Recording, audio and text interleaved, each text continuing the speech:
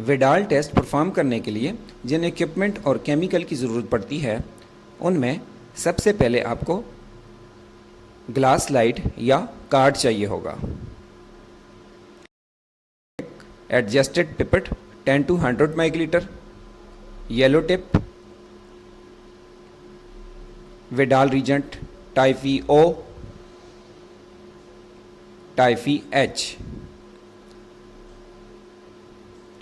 Patient का बिल्कुल clear centrifuge serum.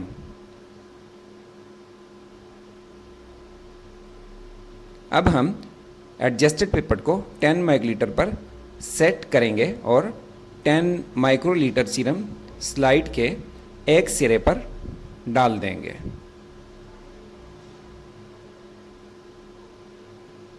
इसी तरह अब हम दोबारा 10 माइक्रोलीटर सीरम स्लाइड के दूसरे सिरे पर डाल देंगे ताकि दोनों के दरमियान फासला रहे।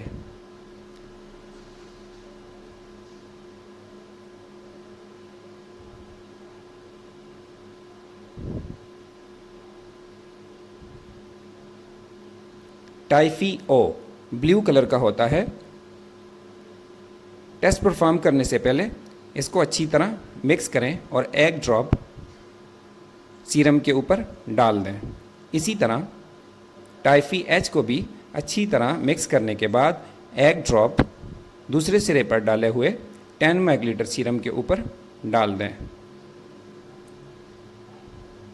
अब हम ड्राई और क्लीन एप्लीकेटर की मदद से सीरम और रीजेंट को आपस में अच्छी तरह मिक्स करेंगे और हर बार नया एप्लीकेटर इस्तेमाल करेंगे।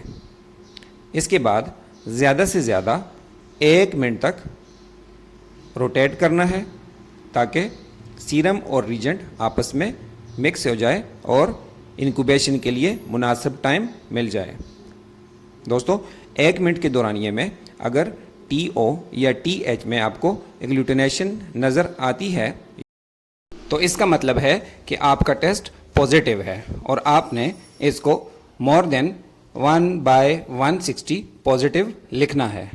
और अगर कोई एग्लूटिनेशन दिखाई न दे तो इसका मतलब है आपका टेस्ट नेगेटिव है।